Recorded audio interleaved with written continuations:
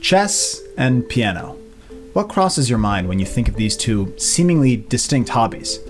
Recently, I found myself wanting to improve my piano and chess skills, and I ended up doing both at the same time. As I was learning, I couldn't help but notice all these connections between the two, which absolutely fascinated me. Now, if you stick around to the end, I'll even tell you about what these hobbies can tell us about AI and our future. When you first look at either of these with no prior experience, it just looks like a sea of meaningless black and white. You don't understand any of the underlying systems yet, and because of that, you fail early and often.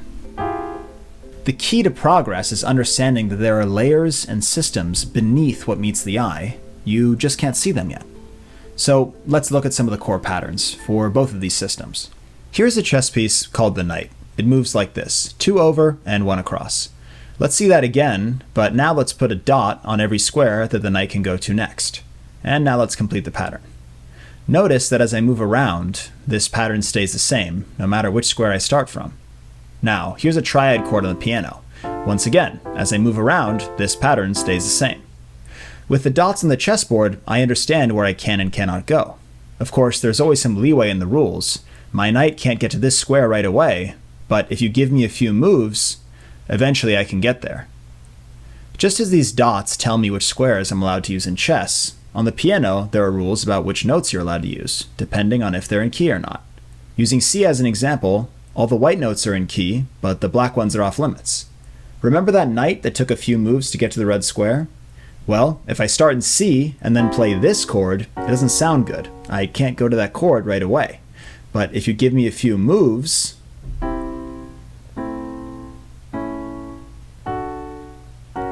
all of a sudden it works, and now you've arrived in a new key. The famous saying, rules are meant to be broken, definitely applies here. In chess, there are moves that may not make sense on their own, but they can be excellent moves if set up correctly. You just have to have the right lead-in. In fact, subverting the rules in unexpected ways leads to some of the most exciting moments in chess, just as it does in music. The first step is always learning the rules, but once you understand them well enough, you can bend or even break them in exciting ways, which is way more interesting than just following the rules verbatim. Ultimately, you find that some of the rules were never really rules at all. They're just guidelines that you eventually grow out of. In music, there are 7 fundamental chords in any key. Once you understand these 7, you can spot their patterns everywhere. Like this famous video from the Axis of Awesome. C is probably the most common key, and once you've decided on that key, you have certain chords available to you to keep the song moving. You can think of picking a key kind of like picking your first move in chess. Chess nerds call this picking your opening. This is the most popular chess opening, or perhaps you'd like to start your chess game in a different key. Once you've settled into your opening, you've defined the bounds in which your game will most likely take place, kind of like picking your musical key. Now, here comes my favorite part of this analogy. You'd think this whole thing would start to break down when we talk about players, right? I mean, chess is fundamentally a two-sided game. Each player is trying to surprise the other in unexpected ways, and if you do that enough times, you win the game. Now, I know what you're thinking, but music is actually quite similar. There are 2 players, it's just one-sided. There's the musician who's trying to surprise the listener. If you hear a song and it sounds boring, like it's just following the rules and doing nothing creative, then you probably won't listen to it again. It won't excite you. But if the musician adds in a new creative element or does something you weren't expecting, all of a sudden you're drawn in, you're captivated.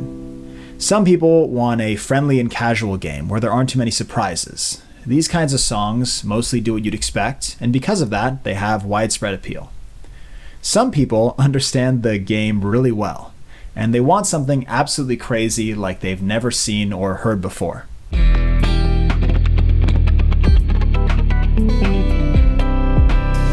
This kind of music isn't widely popular, but it has a cult following around musicians and music nerds, people that understand the game really well.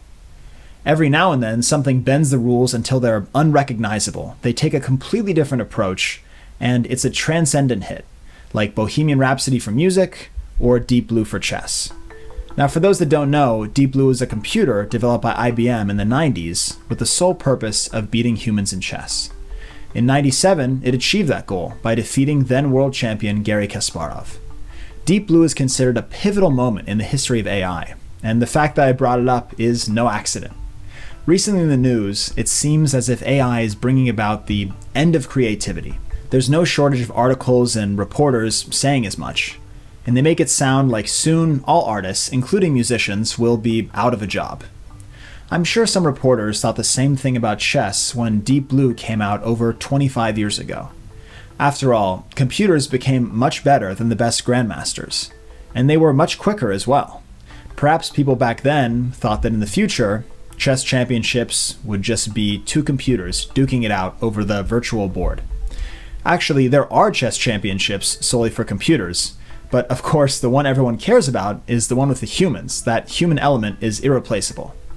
Even players who aren't at the absolute top of the rankings in terms of skill can still make a name for themselves in the chess community through their personality and unique take on the game.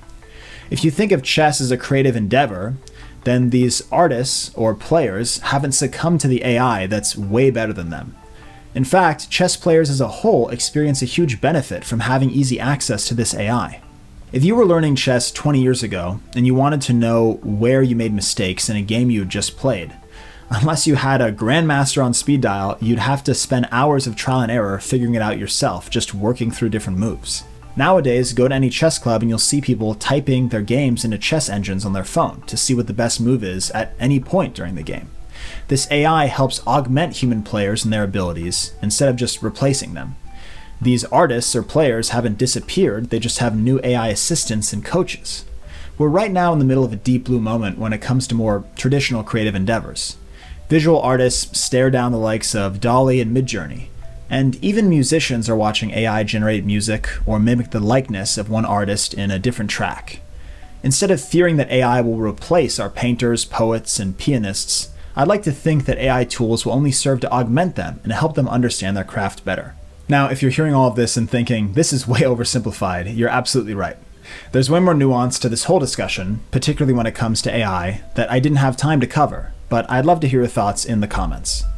I could go on and on about all these connections between piano and chess, but frankly my brain is starting to hurt a bit. There is something magical here though, isn't there? These two seemingly unrelated hobbies end up having way more in common than we might think. The patterns and rules from one end up translating and teaching us something about the other. Subconsciously, your brain does this all the time, taking frameworks and patterns from things you already know and using it to help you understand new stuff. Even though this sometimes happens automatically, I think it's really fun and exciting to shine the light of our consciousness on all these hidden relations and latent patterns. Frankly, that's why I have so many hobbies and why I started this YouTube channel. Every new hobby I pick up teaches me something different about how the world works, and you can apply that ever-growing knowledge base to new hobbies down the line. When you boil any hobby or subject down to its fundamental principles, it can teach you something foundational about the nature of things and the rules of the universe. And I just think that's so cool. Anyway, all this mumbo jumbo universe talk aside, I really hope you enjoyed this video. As you can probably tell, exploring these relationships between different hobbies is something that really excites me and something I plan on doing more of on this channel. If that sounds like something that's exciting to you, perhaps you'd consider subscribing.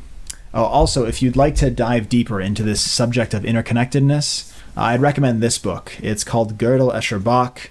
It's very thick, but it's a good read. I'll leave it in the description below.